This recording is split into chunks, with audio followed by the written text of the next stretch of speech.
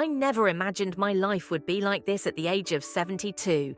I was just a typical widow, abandoned and alone, with a peaceful house and more time than I knew what to do with.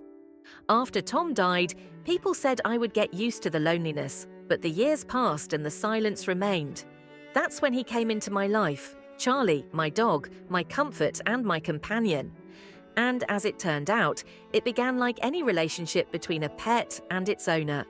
My daughter Sarah practically begged me to get a dog from the shelter, saying, "It'll keep you company, Mum," not realizing the company I'd be keeping. At first, Charlie was just a dog, albeit a particularly attentive one who seemed to know when I was feeling down, nudging my hand with his cold nose and wagging his tail to cheer me up. I used to talk to him a lot, and I assumed that was normal, because who wouldn't talk to a dog when no one else was around? But I can still remember the night when I first felt something had changed. It was the anniversary of Tom's death, and I was tired of crying. Charlie was by my side as usual, but this time he didn't just sit there. Instead, he crawled onto the couch and laid his head on my lap, his eyes locked with mine, as if he could feel the depth of my grief, as if he understood. "You're a good boy, Charlie." I silently stroked his soft ears, feeling my grief ease just by being around him. I remember thinking that he understood me better than anyone else because of the way he looked at me. It wasn't the typical way a dog looks at its owner. There was something deeper, almost human in those eyes. As the months went by, Charlie became more than just a friend. I'd wake up every morning to find him curled up on the edge of the bed where Tom used to sleep. His place was now taken by my dog. I didn't mind, of course. In fact, it became something I looked forward to. That warm body next to mine, breathing softly in the night, made me feel less alone. But it wasn't just his warmth that made me feel different. It was the way he began to follow me everywhere, like a shadow. More than that, he began to watch me with an intensity that at first unsettled me. Whenever I moved, his eyes were on me, always waiting, always expecting. It wasn't long before I began to feel a strange connection growing between us, something I couldn't quite explain. There was one evening, however, that stood out more than the others. It was late and the house was quiet. I had finished my tea and was heading for bed when Charlie trotted into the bedroom behind me, as he often did. But this time, instead of sitting at the foot of the bed, he sat down next to me on the mattress. His big, dark eyes bored into mine. I felt a strange flutter in my chest. "Charlie, what are you doing?" I asked, laughing softly to break the tension I suddenly felt. But he didn't move. He just sat there, staring. Something about the way he looked at me made me stop. The desire in his eyes made my heart race, but I couldn't tear my eyes away. I knew it was ridiculous, but there was a moment, a brief moment, when I could have sworn I saw something in him, something beyond what was normal for a dog.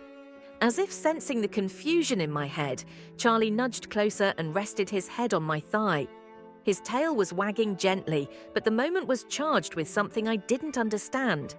I reached down to stroke him, my fingers trembling slightly, and then I felt it. A warmth, a connection, something I hadn't felt in years, not since Tom. From that night on, things only got stranger. Charlie became even more attached, always finding ways to be near me. I couldn't move without him being there, watching and waiting.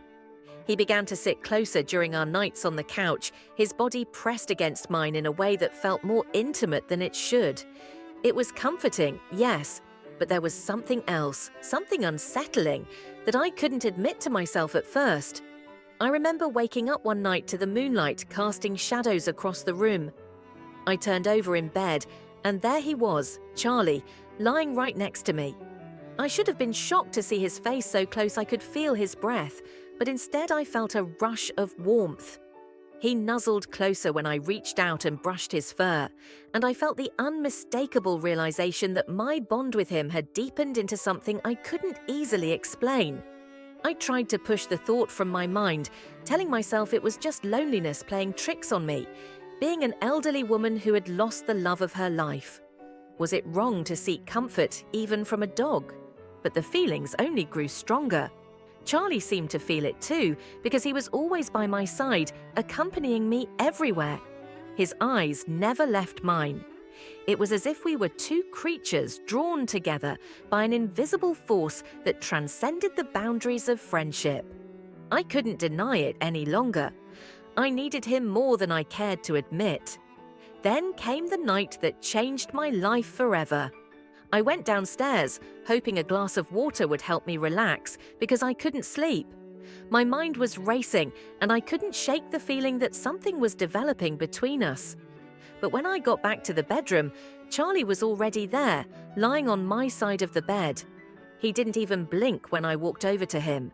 Instead, he just stared at me, waiting, as if he had been expecting me.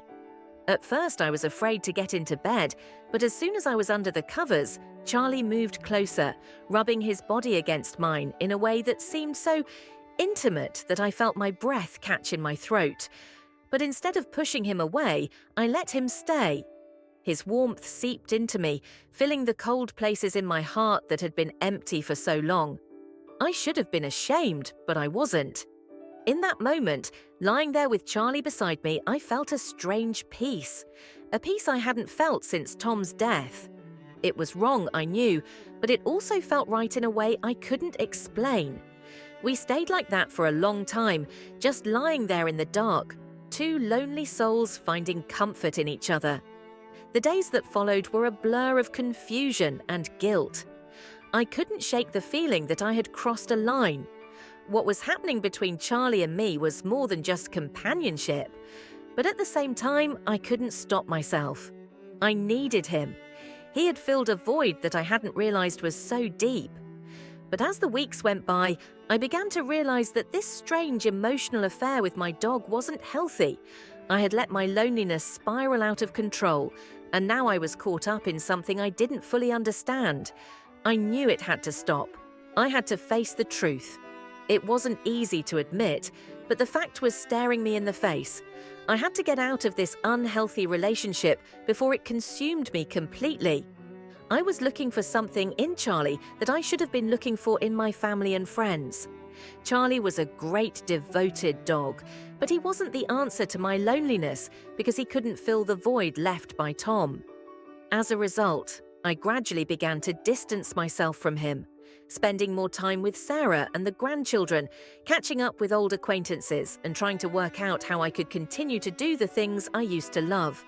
Of course, Charlie was always by my side, but I was careful to set limits. I had to remind myself that he was just my dog, not my partner. Looking back, I can see how easily loneliness can lead to strange and unexpected places.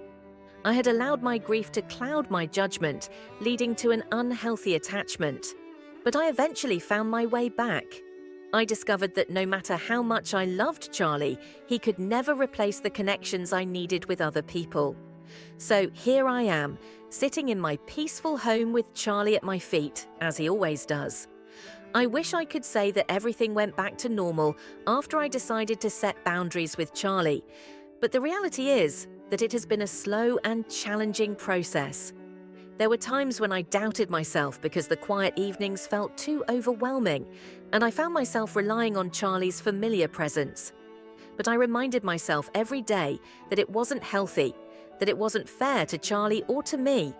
He was a dog, a creature that gave unconditional love, but he couldn't replace the human connection that I desperately needed. I found myself seeking more interaction with people. My daughter Sarah was the first to notice the change. "Mum, you've been coming over more often lately," she said one afternoon when I dropped in for tea. There was a warmth in her voice that I hadn't heard in a long time, and I realized that my withdrawal from people had made them feel the distance too. "I just don't want to be alone so much," I admitted, not quite ready to tell her the full extent of my strange relationship with Charlie. How could I? I was embarrassed. Sarah had always been practical, the kind of person who would never understand how deep my loneliness had gone. "Well, we're always here for you, Mum. You know that," she said with a smile. Her words were comforting, but there was also a pang of regret in my chest. Why hadn't I come to her before? Why had I allowed my grief and isolation to push me into such a strange emotional bond with a dog instead of my own family? As time went on, I made more of an effort to reconnect with the world outside my small home. I joined a book club at the local library, something I hadn't done for years. At first, it was difficult to sit there and chat with the other women, all of whom were talking about their children, grandchildren, and their busy lives full of people. I felt out of place, as if my years of solitude had made me forget how to connect with others. But gradually, I found myself enjoying their company. We discussed novels over cups of tea, laughing at plot twists and characters that reminded us of people we knew. It felt good to laugh again, to feel the lightness in my chest that had been missing for so long. Through it all, Charlie remained my constant companion, but I was more aware of the boundaries I had to maintain. I no longer let him sleep in my bed, a habit I had come to rely on during my darkest days. Instead, I would give him a gentle pat on the head before bedtime, and he would settle into his own cozy bed at my feet. It was hard at first to resist the urge to pull him close and let his warmth comfort me as it had before, but I knew I had to stand firm.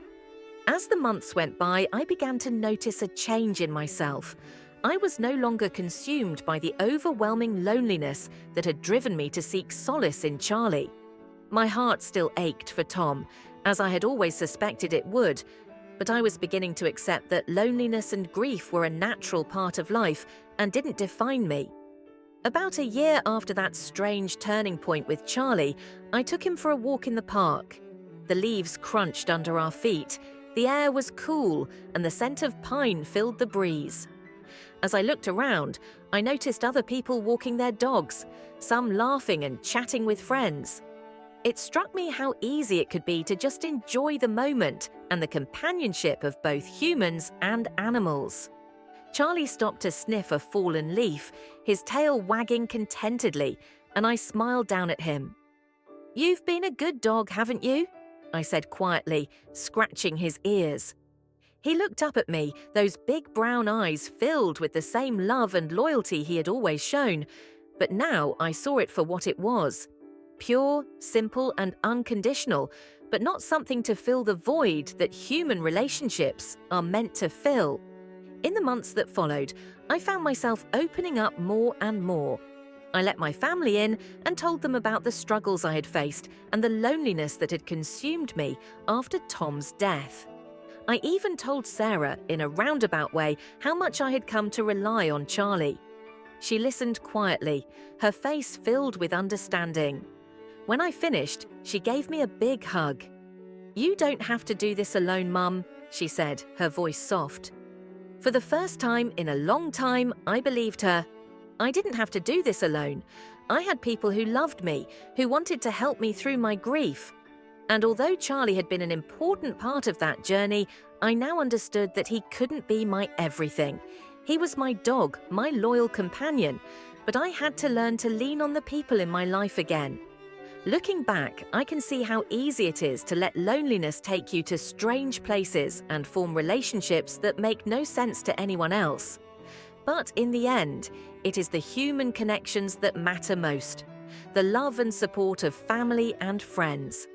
Sitting here with Charlie curled up at my feet, I feel at peace. Not the kind of peace that comes from avoiding loneliness through strange attachments, but the kind that comes from facing your feelings and reconnecting with the people who matter most. After all, it's the love we share with others that truly heals us, not the temporary comfort of solitude or the influence of a dog, however devoted. Charlie will always have a special place in my heart, but I'm learning to embrace the world outside my quiet home again.